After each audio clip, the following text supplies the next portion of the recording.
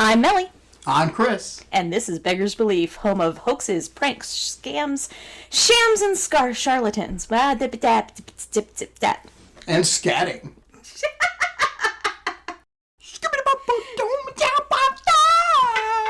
Beggar's Belief. Who needs intro music? I got us. You got us. I got us. How do you feel about the moon? I kind of like it. Like, I like to look up at it sometimes. Sometimes it makes me feel infinitesimally small, and I don't like looking at it then, but I like that it's out there. Popular It's with nice. werewolves. Yeah, the Lupine community really appreciates that stellar body it has. Yeah. On again, off again relationship with the tides, though. Fair enough. Yeah. And Fester Adams. Yeah.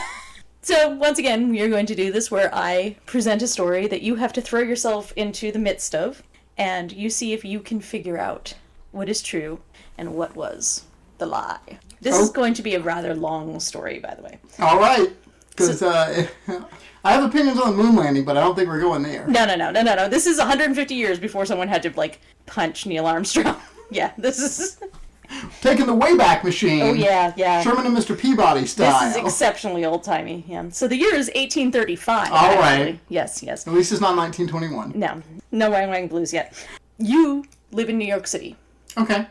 And you pick up your daily paper, which happens to be the Sun. But we're talking about the moon. Yes, we are. All right. You're reading about the moon in the sun. Yes. Okay. And you see this article saying that they're a famous astronomer by the name of Sir John Herschel. And it publishes a series of articles written by his assistant, Dr. Grant, about discoveries observed on the moon. The article states this is a reprint, that this is actually of the original, which was printed in the Edinburgh Journal of Science. The articles are printed over the course of 6 days as you pick up your daily paper, which we may find out later was more difficult than you'd think.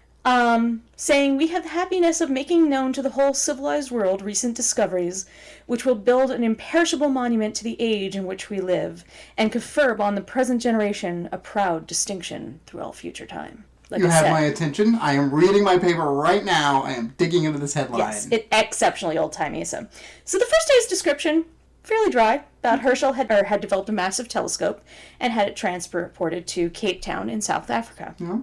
The next day ramps up details. They slowly discovered the geology of the moon up close. And the description of the plant life they discovered there. Of course. Yes. Yeah. Everything is described in detail, like it is heavenly. More gorgeous and perfect than anything on Earth. Like manna from the moon. Yes. They looked at the ocean on the moon, and saw fairer shores never angels coasted on a tour of pleasure, a beach of brilliant white sand, girt with wild, castellated rocks apparently of marble, moving along our screen until we were speechless with admiration. Okay. Mm-hmm. Go on, science. There are giant pyramids that they thought at first were man-made, but then realized they were just massive, perfect amethyst crystals. There's an island that was about 3 miles long, made of pure sapphire. And then they just found veins of gold jutting up everywhere. How many telescope glimpses do you think it took before colonialism entered their mind? Oh, we'll get to that. All right. Yes. Space colonialism. Readers were hooked for the next article when they described the animals that they found on the moon. Bisons with brow ridges, a blue unicorn goat, perfectly spherical fish, and beavers that walked upright and lived in huts with chimneys that billowed smoke. I think they have ghost in their blood and they've been doing cocaine about it. Mm-hmm. The next day, however, Herschel finally said in this article, "Now, gentlemen, we have here something worth looking at." Because apparently none of the rest of it, the unicorn goats, not worth it. Not worth it. The massive amethyst crystals. Sentient beavers, not worth it. Yes. Finally, they then announced the discovery of creatures close to human on the moon. Flying humans with bat wings. They named them Vesperitillo homo, meaning man-bat. Yep. 4 feet tall, copper hair, and in an inexplicable dig towards lower-class Londoners, the face was a slight improvement upon that of the orangutan. Lieutenant Drummond said that they would look well on a parade ground as a part of the Cockney militia. Okay. If you've got to belittle somebody, I guess. So they could even tell the disposition of the man-bats, who are described as idyllic, happily, and openly mating. I hate that we lost this incredible telescopic technology to time. Oh, there was a story about that. Okay. After this, next day, they found huge buildings and cathedrals. And this is actually when they lost the telescope, because the next day reports that they didn't cover the telescope lens properly, and the lens caused a fire. Oh, like it does. Yes. Yeah, and burnt down, the building. So what do you think is real and what's fake there? I believe newspapers existed in the 1800s. I know magnifying lenses were a thing. The moon's real. There are people online who disagree with you on that. Tell me about it. Also, those same people, if the Earth is flat, as you claim it is, why haven't cats pushed everything off of it? Yeah, there you go. Science. No, I think this has to be like, this has to have been drumming up. No, like, some sort of, like, I don't know, these are like penny novelty stories that somebody was drumming up for science fiction at the time. This sounds like a great way to, like, get interest in your ads and your publishing magazines to go, oh, wait, I read about this in the newspaper. Look, there's this great fictional story over here. You are more right than you realize. All right. Only it's far weirder than that. Please educate me. Okay. So there is one thing about this was 100% true. The very first sentence I said. Sir John Herschel was indeed an astronomer in 1895. In fact, he was a very well-known astronomer, probably the best known of his generation. He came from a family of astronomers and was the only person who could walk up to you and say with a straight face, "My daddy discovered Uranus." Usually straights don't say that. There's nothing straight-faced about that. But I'll give him that one. Fair enough. Yeah. He was Cambridge educated, was one of the founders of the Royal Astronomical Society. In his work, he identified and named 7 moons of Saturn and 4 moons of Uranus. All right. He also studied botany, invented the blueprint, and investigated color blindness. And other than using his name, he had jack shit to do with the article mentioned. I was going to say, because I don't think... Typically, the people that I do know who study botany, no one has stopped me and gone, you know what the next step is? Lunar botany. Yes. Lunar bison. Lunar bison. Yes. Yeah. He never had an assistant named Dr. Grant. And actually didn't find out about this article until months after it was published. I wish I could have been there when he did. So the articles were believed by a huge number of people, and it's important to have a little bit of context why. New York in 1835, dirty, crowded, closer to that old movie Gangs of New York. Old movie? I mean, fair enough. Fair enough. Fair Come enough. on. We're old. We're elder millennials. I'm creaking as I lean closer to the microphone. Yeah, come on. Neither of us have a good hip between us. No. Just a few years earlier, there had been riots because they started making people pen up their hogs instead of making them roam the streets. Yeah, fair enough. Yeah. Yeah, this is also the build-up to the Civil War. Yeah. So there's a lot going on politically.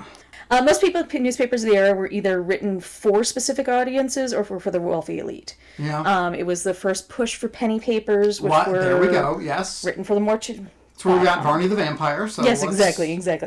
But also astronomy, huge interest among the public at the time. Halley's Comet was 1835.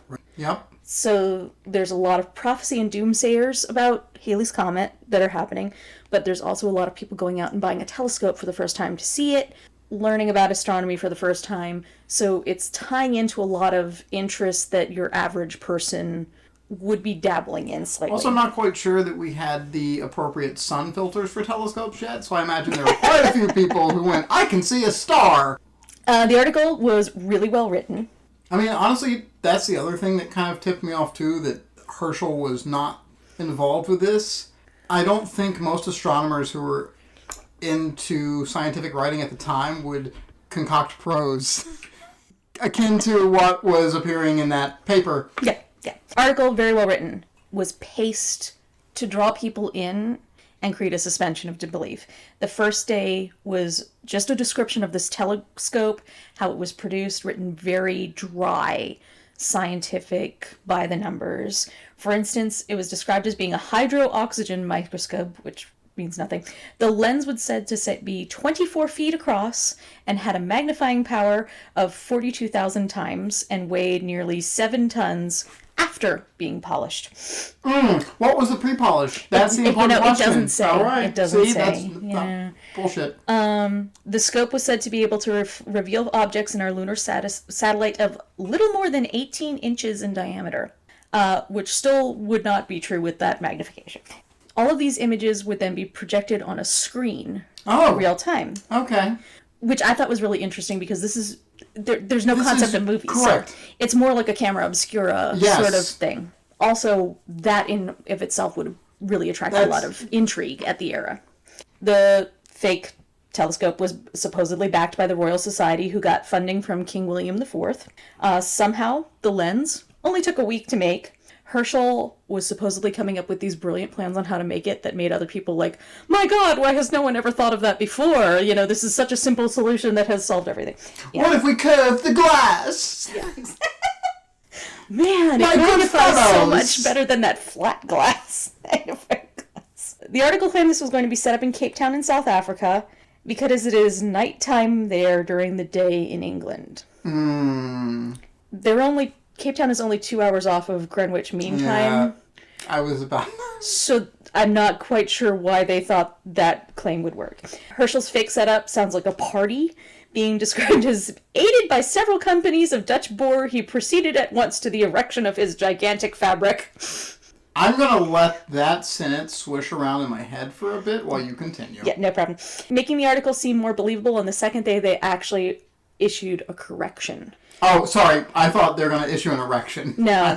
The erection was issued the first day. It was actually $70,000, but it was listed as pounds. Mea culpa, mea maxima culpa. Yeah. So when the story built up, it got bigger. People were primed to believe it. By the fourth day of publication, The Sun was the most widely circulated periodical, outselling the Times of London. The presses were running 10 hours a day. There were rumors of reprints, and people stood in line outside the office for hours to try to get a paper. While they were there, a well-dressed British man came and chatted with them, saying he was really happy the word was out and he could talk about this because he was part of the company that had shipped this telescope. I don't know if this guy was actually involved in it or just jumped on the cloud, but it also added to the belief. Like, this is present day akin to a midnight release of a Twilight book, and some dude in the store comes out and goes, I am so glad I can talk about the time that I played baseball with the Cullens. You know that thunderstorm you heard? So The Sun later published special pamphlet editions compiling all the articles, and it sold 60,000 copies for 13 cents today each, which would be $4.50 today for just a little pamphlet. Newspapers all over the world are reprinting these articles. When the belief was at its height, there were discussions by scientists at Yale. They actually had advertisements like, let's get together and discuss this. And after this, they actually showed up at the Sun's office asking for first-hand reports so that they could better investigate it than what they're getting from the newspaper. The funny thing was that the Sun's response was, well, we're just reprinting this article. We don't have the first source. That's from the Edinburgh Scientific Journal. You'll have to go to them. It was only much later that anyone realized the Edinburgh Scientific Journal had been out of print for years. See, this is a wonderful case in point for why I miss widespread print media so much. You shouldn't. This is terrible. No. Just the fascination of getting a group so invested in a subject to this degree. You just can't do this anymore because things are so instantaneous. I do like being able to fact check sources so very quickly and rapidly with actual experts. But boy, Wikipedia shipping to your door and showing up with something like this and 1992, but the Sun was around then too, so it's so was the moon. Oh yeah, it was. Both of them pretty round. That pun was on me, man. What the hell is wrong with me? No sphere. One sphere. Two spheres. Quote said, everyone was saying, have you read the accounts of Sir John Herschel's wonderful discovery? Have you read The Sun? Have you heard the news of the man in the moon? These were the questions you met everywhere. It was the absorbing topic of the day. No one expressed or entertained a doubt as to the truth of the story. Now, honestly, that should have been a misprint, because it's not the man in the moon, it's the Batman in the moon. Nah. Missionary trips, as you... Yeah. To the moon? Yeah. Yes. Starting to be planned. There were fundraisers, including one in the Exeter Hall in London. I love the first thing is how do we get religion to the bat people? Yes. Nobody questioned anything until the man bat article. First, 3 days, nobody questioned it at all. A few of our newspapers reprinting the articles had disclaimers on it after that. Finally, it broke it was a hoax. The Journal of Commerce officially published that it was a fraud on August 30th. Then they pointed out that it was a probable author was Richard Adam Locke. Locke was born in Britain and claimed to be descended from one of my favorite historical figures, John Locke. Yes, I was going to ask. Claimed to, Claimed to. Yes. He worked for the London Republican before moving to New York. His biggest story was covering the case of Robert Matthias, also known as Matthias the Prophet, who claimed to be Jesus and then killed one of his followers. Listen, I have very good sources that this is explicitly true. My source was a unicorn goat from the moon, but I heard it from the he hoof shook on it. So, Locke apparently, as you guessed, created the hoax to drive sales. When he was outed as the author, he published a rebuttal. Insert emoji here. Yeah. I love how you just look at my ceiling like the answer's going to be I'm looking there. at the moon, Mel. No, you're looking at my upstairs neighbor. As unequivocally as the words can express it, I did not make those discoveries. Totally told it wasn't me. That's very Bill Clinton-ish. Wasn't me. That only drove more sales. And the Sun starts publishing back and forth between supporters and detractors in order to drive sales. The Sun stated it wouldn't redact the articles until we have the testimony of the English or Scotch papers to corroborate such a direct declaration. In the meanwhile, let every reader of the account examine it and enjoy his own opinion. This is also when I said the Edinburgh Scientific Journal that they claimed it was from, long since out of print. Yes, okay, yep. Yeah. Other papers started publishing parodies. Things like fake real estate listings for lunar properties. There are tons of artwork of the lunar properties and creatures on the moon. This is long before the concept of journalistic integrity. I love the establishment of fan fiction that occurred with this. This is wild. This is like AO3 of their time. This is incredible. Funny you should say fan fiction. Okay. Really good timing, actually. No one was upset as anyone else as Edgar Allan Poe. Of course it would be Poe. In June of that year, he had started publishing a story called Hands Fall, a Tale, which was about a balloon trip to and from the moon.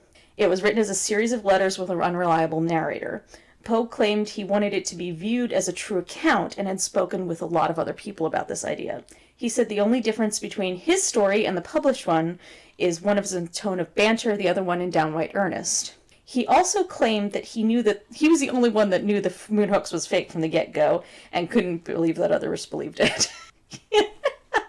There's a telltale sign here. Actually. He was quoted as saying, not one person in 10 discredited it, and strangest of all the doubters were chiefly among those who doubted it without being able to say why. A grave professor of mathematics in Virginian College told me seriously that he had no doubt about the truth of the whole affair. If I believe in imaginary numbers, Mr. Poe, I can believe in goat unicorns on the moon. Thank you. PEMDAS. I deal with phi every day. What's a little sentient goat beaver? So much later, Poe rescinded his claims that he was plagiarized. But I actually think there might be some credit to this because there's reports that one of Poe's editors at the time, Richard Adams Locke. Regardless, the Sun went on to publish Poe's story, The Balloon Hoax. So, yeah. Who's the real unreliable narrator here? Locke? So as far as Herschel goes, you have to feel bad for him. I do. Yes. He's actually working in South Africa at the time that this all went down, almost coincidentally from the story. Didn't find out about it until months later. His wife was at home and gets inundated with all of these letters, and she later said, "The whole description is so well clenched with minute details and names that the New Yorkists were not to be blamed for actually believing it. It's a great pity it's not true." I love the idea of her getting inundated with these communications about this story and having to go to her husband and say, "Dear, I thought you were an astronomer, not an astrologer." I just like that people apparently called them New Yorkists back then. Bring it back. We need to bring it back. Honestly? I think you'd get punched. They punch me anyway. Yeah, it's true. It's New York. I lied. Last time I was in New York, I had my mom with me, and everybody was very nice to her. Everything's wonderful and great. That's Yeah. why I think we should bring it back. I think they should, New come Yorkist. together Yeah, New Yorkist. on this. Yeah. Herschel himself, nowhere near as well funded as his fictional counterpart. Most of his research was self-funded, and his actual South African research base was staffed by one handyman. So they were overcompensating for the telescope size. Yeah. All right. That's the only fallacy in this story. He comes back home and finds out that he had gained fame for something he had nothing to do with and earned a beef with Edgar Allan Poe. I love that this is also the TMZ of the time. Yeah. This is like... I just wouldn't want to piss off Edgar Allan Poe. No! The man wrote The Cast of Amontillado Wow. and The Pit and the Pendulum. Well, He's not somebody who you want to have a grudge. No! Unless you want to, like, feed him some alcohol and leave him on a side street in a ditch somewhere overnight. Sorry to all you Poe fanatics out there. I happen to be one. So Herschel, haunted by his story for years because it surpassed his actual research. He was quoted as saying, "I've been pestered from all quarters with that ridiculous hoax about the moon in English, French, Italian, and German." Wait, it surpassed all of his research? Yes. You don't say! You don't say! He wasn't at the level of discovering biodiversity on the moon? No. Not quite there yet. not Yeah, that, sorry, no, Herschel. yeah. Get a better telescope. Yeah. Story had long-term effects. A while later, Sun published an article about a massive New York fire that actually happened, and where other papers reprinted it, they actually put a disclaimer. This is from the Sun. Yikes. 4 years later, astronomical discoveries actually have little mentions of the moon hoax, basically telling people, be careful what you believe. It's funny, like, for a generation, when you actually search for the Great Moon Hoax, it comes up for 50 years that people are still, yeah. But it also earned a lot of respect for being well written. P.T. Barnum stated Locke's work was the most stupendous scientific imposition upon the public in the generation which we are numbered has known. I mean, it's also interesting with the parallel of over 100 years later, you'd get something similar in the radio play, essentially, of War of the Worlds. Like, you get this whole phenomena, again, with a new medium. Mm-hmm. Mm-hmm. Yeah. So how long do you think it took the Sun to actually post a redaction? I'm going to say 20... No. Jeez. From the Sun? Mm-hmm. Actually providing a redaction. 1995. They never did. Of course. And they never actually verified it was Locke who wrote it. Yeah. It's one of those well-known, never verified by him or the Sun. They kept it under lock and key, is what they did. So in 2010, it was the 175th anniversary, and they officially stated, "For the moment, let us say that we are aware of the claim that there are no lunar man-bats, neither on the moon or here. Rest assured, we're still looking into it." Telescopes. And that is the story of the Great Moon Hoax. That was not where I was expecting that to go. I had no idea that this was a thing. I know of the Sun's existence.